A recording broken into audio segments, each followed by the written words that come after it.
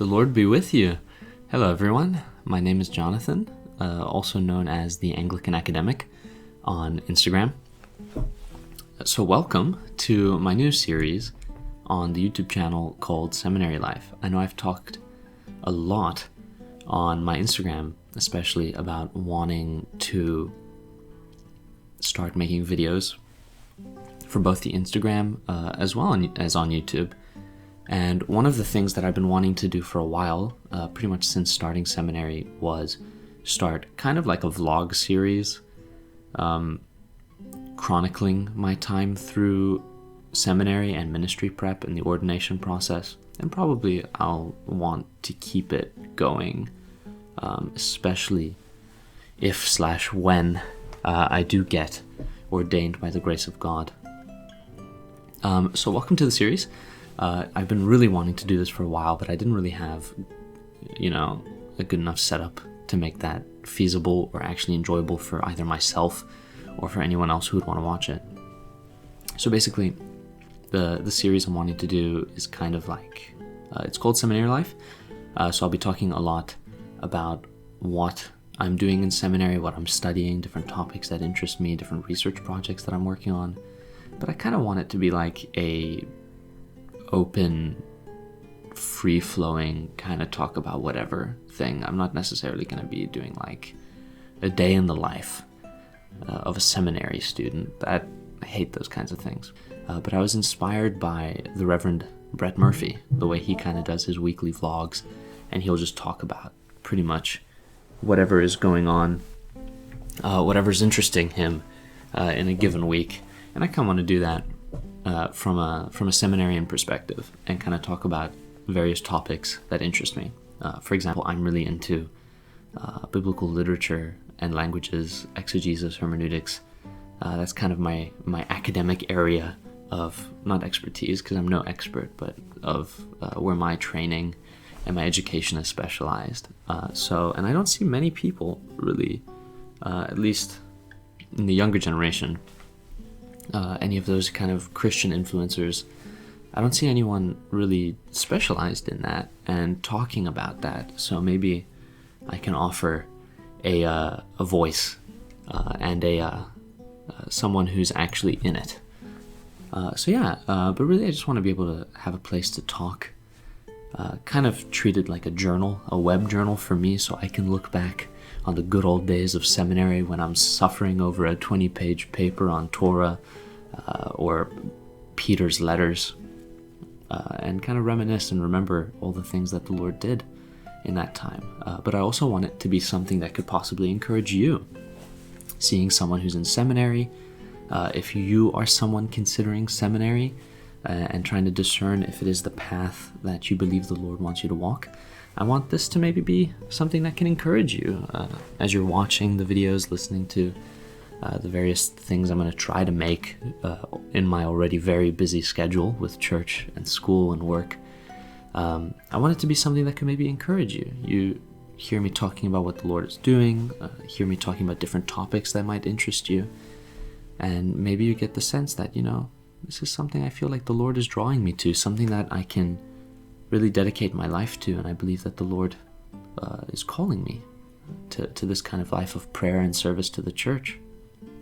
So hopefully, maybe this can help you out, encourage you, make you feel drawn to seminary life. If you are neither myself nor someone considering seminary life, maybe it can just encourage you by giving you a place to ask questions, listen to things that you're interested in, just have some fun, maybe encourage you, I don't know, or not. Then I don't know why you're here. But yeah, I've been wanting to do this for a while, pretty much since I started seminary, if not, for anyone else, just for myself to have some sort of memory of the time in seminary and ministry prep. So that's pretty much what this series is. I'm going to try to do it maybe I don't know. I'm pretty busy, so I can't do things that regularly. I'm not that great of a content creator. But maybe once a month, make a Seminary Life video. Otherwise, I do hope to make other videos, maybe talking about church history, talk about my favorite figures in church history and kind of give like a biography of them. That was an idea I had. Maybe do an intro to biblical interpretation series if people are interested in learning about hermeneutics and exegesis, and maybe even stuff on the original languages. Again, that's my area of interest, is biblical linguistics. So if anyone is interested in hearing some boring Anglican academic dude drone on and on and on about Hebrew verbs and Greek syntax, hit me up. I'm your guy. But yeah, so that's kind of what I want to do with the Anglican Academic YouTube, and pretty much the Instagram as well. When I first started my Instagram page, of course, then it was called The Liturgist, I did so really because I wanted pretty much like a diary, an online diary, where I could share with folks my experience in ministry, in ministry prep and training, in seminary, and all that fun stuff. But as well to just give myself a journal that I could look through again. And to my surprise, it kind of got bigger than I thought it would.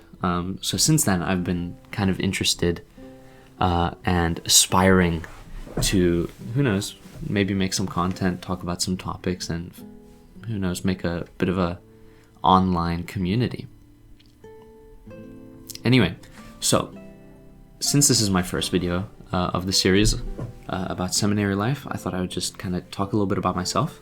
So, as you know, I'm Jonathan, the Anglican academic. I am currently in my second semester, my spring semester of seminary. I'm doing a Master's of Divinity, specifically in biblical literature and languages. And the reason I specify that, it's a bit of a different degree. It's still an MDiv, so the core shell of what you'd expect an MDiv to be. It's that, but just a little bit more. So it's particularly focused on Old Testament and New Testament exegesis, as well as languages. Language. I am, by the end of this program, I believe I'm expected to have done 4 semesters of each language. So 4 semesters of Hebrew and then 4 semesters of Greek. And unfortunately for me, a lot of those are going to be overlapping. So I believe when I'm taking Hebrew 3, I will also be taking Greek 1. So come this fall, I will look emaciated, pale, and dead inside. So I beg you, please pray for me if I am to survive that. I will need all of your intercessions. But yeah, so that's the program I'm doing. It's a very textual and linguistic-based master's degree. I'm doing it at not an Anglican seminary, believe it or not. I'm actually at an interdenominational, not non-denom, they say interdenominational seminary. So I'm currently there doing my Master's of Divinity. I'm assuming probably further along in my studies, and as I'm continuing through the discernment and ordination process, I'll probably end up doing something like an Anglican, an additional either certificate or diploma. We'll see. I've yet to be told what to do. But I'll probably do some sort of additional Anglican element to complete my qualifications. So that'll be fun. I'm looking forward to that. So that's a little bit about me and my school. How did I get to seminary? How did I discern the call to ordained life? That is a good question. And frankly, it is something to this day I still ask myself. Pretty much, I have felt a strong call to the church and to studying the scriptures. Pretty much since I was a kid. I rebelled a bit against it. I didn't want to do it. I think you have to be a little bit crazy to want to go into ministry and want to spend your whole life studying scripture. If James's warning in his epistle about double judgment wasn't enough to cause all of us to flee away from ministry, then I don't know what is. You really do have to be a little bit insane to want to go into this field, either academically or ecclesiastically, or both, as in my case. I want to, one, be a minister, but two, also be an academic. So, by God's grace, we will conquer. But it's a long road ahead of me. But yeah, so pretty much, from a young age, I felt a pretty strong draw to ordained life, to ministry, to academia, and I haven't been able to escape studying the scripture, studying church history, theology, and serving the church. I find that for a lot of people who end up going into ministry or going into seminary or biblical academics, a common story that they just couldn't escape. They didn't want to do it. They tried studying this, they tried doing this, but no matter what they did, no matter what they tried, the Lord always brought them back to the scriptures, brought them back to the church. And that's pretty much what happened with me. Again, I my whole life, all the way up through high school, I rebelled. I desperately wanted to get away from doing this. But somewhere around my senior year, the Lord just made it very clear I wasn't going to escape. I had little to no say in the decision, and I was going to lose every argument that I had with God. So I was very quickly put in my place, and here we are. Here we are in my second semester of seminary. I've done a bachelor degree in biblical studies as well. So all of my studies have centered around this very one thing. And it's been beautiful. So all of that isn't to say that I hate studying all of this. I have really come to love and find a deep, deep joy in studying the scriptures and serving the church. And studying the history of the church, theology. All of these things have come to be such a great joy and a beautiful thing to me. So take that as an encouragement. If you are feeling a call to seminary life, to ministry in whatever denomination or province you may be in, take heart. If you're trying to escape and you can't, that's a good sign. That's a good thing. You have to be a little clinically insane to want to go into ministry. It really is like majoring in your own martyrdom. I remember the first thing that was said to me when I started my bachelor's studies at Regent with one of my favorite professors. It was our New Testament guy. I think he is an expert in Romans. And he was the head of the biblical studies element, the department. And he sat down with us at orientation. All of us who were, there were like 6 of us in the program, coming into the program, feeling a call to ministry and academia. And he just went one by one with each of us and said, "Okay, hello, Jonathan. So you feel called to ministry?" And I looked him in the eyes, a little bit terrified. And I said, "Yes, sir, I do. I do think so." And he just looked at me very solemnly, very cold, and just said, "I am truly sorry." So if that isn't a good start to seminary studies, to biblical studies, and a calling to ministry, then I don't know what is. He just looked at me and said, "I am sorry." And I think that's the appropriate thing to say. Really, I do think that's appropriate. So take heart. If you're called, you probably won't feel like you want to be. But just know there is no outrunning the Lord. So what is seminary like? A lot of people ask me, a lot of the undergrads that I work with will ask me, "Okay, John, what am I getting myself into?" And I just tell them, you are majoring in your martyrdom. You are going to suffer. You are going to be, as the apostles call themselves, you are going to be a slave to Christ, a doulos to the Lord, a slave, a bondservant. You will learn the meaning of "Thy will be done, O Lord, not mine, but thine be done." Because, listen, you're not going to want to do it. It's going to suck. It's going to suck, but you're going to love it. You're going to suffer, but you're going to be happy about it. It's a very Desert Father-esque thing to go into seminary. At least I've found it to be so. And again, I don't say this to freak anyone out or to dissuade any aspirants from going into seminary. I just say it to be honest. Being called to ministry, James gives a strong warning in his epistle. He says, double judgment from God is upon all those who presume to teach the church and guide her. So it is a serious and solemn endeavor to go into seminary, even to go into the academic side. Studying the scriptures professionally, being expected to teach them, to preserve true doctrine, and to explain and illuminate the scriptures. Of course, it is not us who illuminate the scriptures, but the Lord. But to be a conduit and a vessel through which the scriptures are to be studied and taught to the church, that's a heavy, let that sink in, that is a heavy, heavy thing. So what is seminary like? It's busy. You do a lot of reading, not just scripture, but I am surrounded by, if I were to take my camera down and show you a bit of my room, I am surrounded by books. I am practically drowning in church history books. Currently I'm taking church history, Torah, and Hebrew, so that is what is consuming my everyday life right now. But it's lovely. I really enjoy it.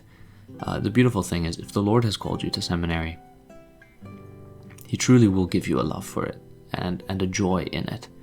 I kind of hyperbolically am talking about the great suffering and pain that it is. And of course it is suffering, it is pain, it is sacrificial. But it's also joyous, it's blessed.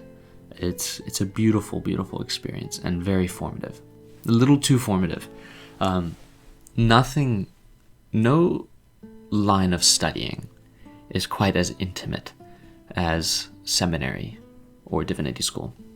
You don't go into master's degrees in something like, literature or philosophy, or mathematics, or, no other discipline is quite as intimate as divinity. And that was something I learned in a very traumatic and harsh way my first semester. One of the first classes I took was spiritual formation. My oh my. Wow. In other disciplines, you study the material, and the material kind of stays separate from you. But with studying in seminary, studying theology, the scriptures, church history, spiritual formation, pastoral work, in studying this discipline, it reaches inside of you in a very serious way. It reaches inside you and messes you up. And that was certainly my experience in the spiritual formation class. I was wrecked with the weight of my own sins and my pride and my self, my independence and my dependence on my own strength.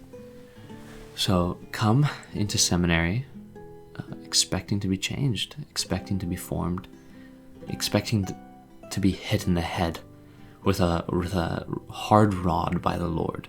Take heart. It's a beautiful path to walk, and I have enjoyed every single day of it. Is it stressful? Of course it is. It is very, very stressful. Is it a difficult thing? Incredibly difficult thing. But it is something done with a spirit of love and seeking after the Lord. So that's pretty much my little intro into what seminary is like. Now, if any of you are following me on Instagram, you will know I am lazy with making content, so I never know what to talk about in these videos, and it's partly one of the reasons why I haven't been making videos the way I like to, or I'd like to. I just am terrible at coming up with ideas to talk about. I can talk about things for hours, but then for some reason, coming up with an idea for a video, I'll just go blank. So I was asking people for questions, what they'd like to know about seminary, biblical studies, theology, etc. So I have a couple of your questions written down that I'll take now, some time to answer. So One one question which I think merits its own video is this: what is the core theological beliefs of Anglicanism that makes it unique among other denominations? This is a whole video series, let alone something just for a question at the end of a video. So I'll say I will make a video if that's something people are interested. I'll make a video of why did I become Anglican. I was not raised Anglican, I should add. I am seeking to be ordained in the Anglican Church, but I was raised in a non-denominational setting, in a Reformed setting. My father comes from a Dutch Reformed background, of course, being South Africans. The Dutch Reformed Church is kind of like the de facto church in South Africa. My mother's Italian, so she came from a Catholic background. So maybe there's something there that made me Anglican. We got the Catholic, but also the Reformed. But in the US, I was raised in the non-denominational world. Then I ended up going to the Presbyterian Church for a while, for a couple years in undergrad, and then the Lord just brought me to the ACNA. And I felt home. I finally felt like, yeah, this is the tradition for me. So I can make a whole series on why did I become Anglican, what do I think is special about the Anglican Church, as well as answering this question, what makes the Anglican Church unique among other denominations. A lot of people will say nothing. There's nothing unique about Anglicanism. It doesn't have a distinct theology. It doesn't have a distinct set of practices. They always want to be the middle way between Catholics, Protestants. They like to cozy up with the Orthodox, but there's no distinct Anglican theology. And to a degree, there's some truth in that. But I also want to push against that and say, no, there's a lot in the Anglican tradition that makes it unique. The worship, the prayer book, and even certain theological things. I mean, I certainly think we can talk about an Anglican perspective in theology and church history and biblical studies. Maybe not a distinct Anglican theology, but certainly a perspective, a distinct Anglican perspective. So, good question. Second question. Have you considered producing a video concerning the Book of Enoch? I have now, not in the past. No, I'm not too concerned with the apocryphal books. I like reading them. I agree with the articles of the Anglican Church, the 39 articles saying they are useful literature, especially devotionally, but are not scripture, not canon. And that seems to largely be something also in the early church. So I haven't given it much thought. But if that is something people are interested in, I mean, I certainly would have a unique perspective on the apocryphal books as someone who particularly studies Holy Scripture, biblical studies. So I have not yet, but I have now. So I will consider making a video on that. What seminary? I'm considering Nashotah House. Regent U. Regent U School of Divinity. That's where I'm at. And Nashotah, that's awesome. I actually am hoping, I talked a little bit about how I'm probably going to have to do an Anglican element at the end of my degree to fulfill the requirements for ordination, at least the academic requirements. One of the places I'm looking at is Nashotah. It is so beautiful, and I love how they tend to be a little bit more on the, if not classically high church, the Anglo-Catholic wing of the Anglican Church. And that's something that really attracts me. I tend to be a classically high church, not really Anglo-Catholic, but certainly high church Christian. So I actually am also looking at Nashotah House. So that would be cool if we could, talk about it. See what you think about it. How widely does your curriculum cover Latin West, Greek East, Syriac, Asia, Africa? I'm assuming you're talking about in church history. And so I talked about my program is focused predominantly on biblical literature and especially languages. So it's a very linguistic and textual based degree. So I'm not part of the church history concentration. You could do a church history concentration. So I only do 2 classes of church history, believe it or not. Church history 1, which covers everything from the Apostolic Fathers up to just pre-Reformation, so early Renaissance. Church History 2, which I'm in right now, covers Renaissance up to today. So I will say my church history professor is incredible. Cambridge PhD, fantastic guy, studied under Henry Chadwick, if that name means anything to you. Very good church historian. So he's been very good at making a curriculum that maybe doesn't go deep into those various areas, but certainly covers them at least superficially. So I have been exposed to like the Syriac Church, the Oriental Orthodox Church, even the Mar Thoma Church in India. So it covered, Far Eastern Christianity, Egyptian Christianity, Coptic, Oriental, certainly Greek and Orthodox, the Eastern Orthodox Church for sure. But of course, being in the West and being part of the Western tradition of Christianity, we focus predominantly on the Latin Church, though we did give a good amount of time to the Eastern Church.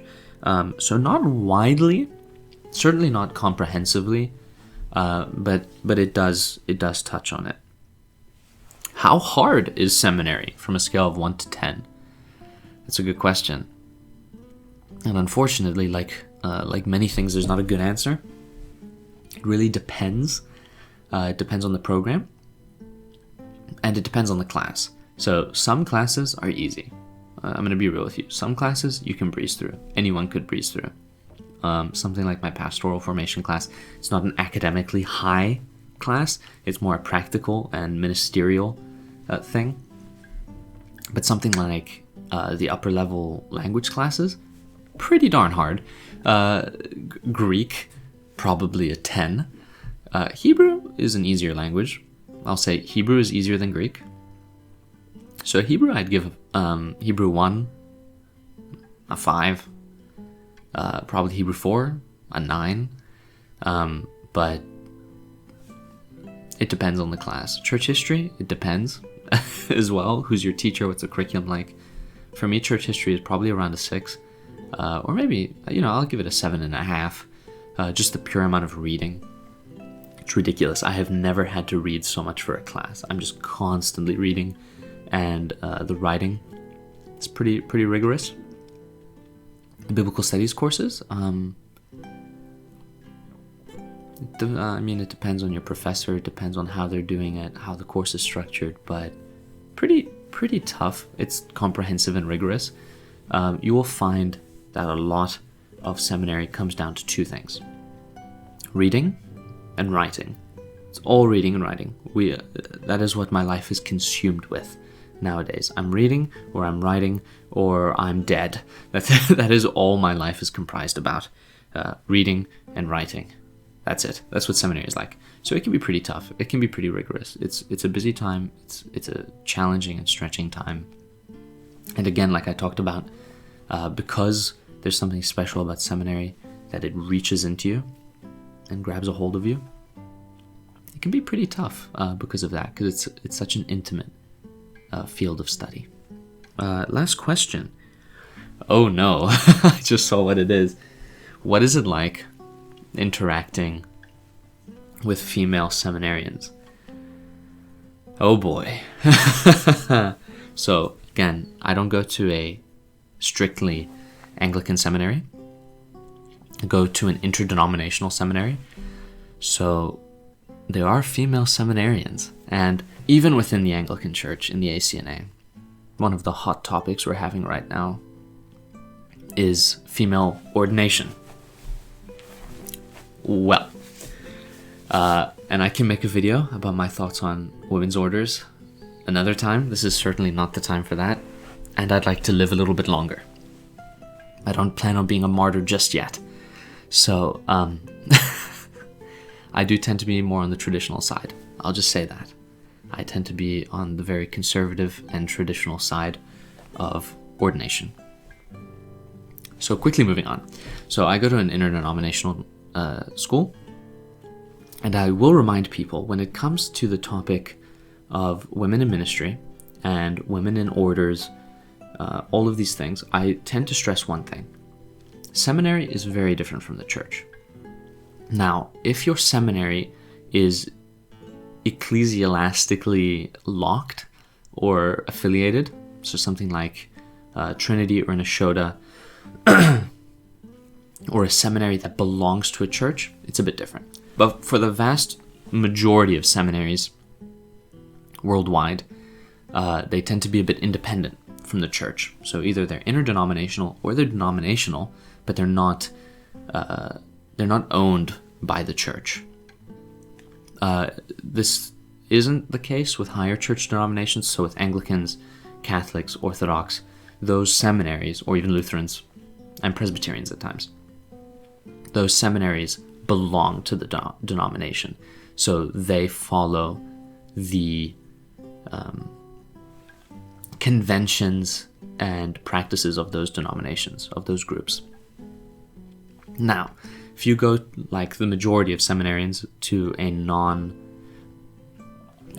seminary, a seminary that's independent of the church, not to say that seminaries are ever independent of the church, but institutionally, I like to remind people, the seminary does not ordain.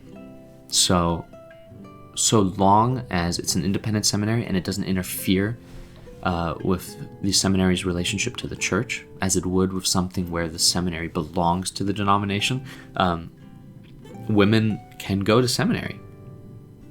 Again, seminary does not ordain, the church ordains. So even if you're like me and you tend to be a little bit against women's orders, which I certainly am,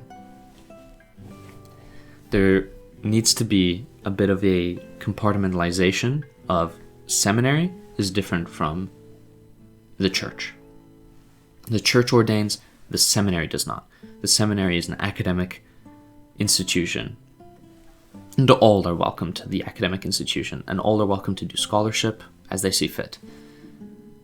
Now, depending on your theology of orders, and depending on the seminary's relationship to the church, that might look differently. So if it is a conservative denomination, let's say Roman Catholic, and it's a Catholic seminary, you're not going to see women there. If it's like mine, where it's a conservative seminary, a very good seminary, but it's not officially under a denominational body, they're going to let anyone come. Within reason, of course.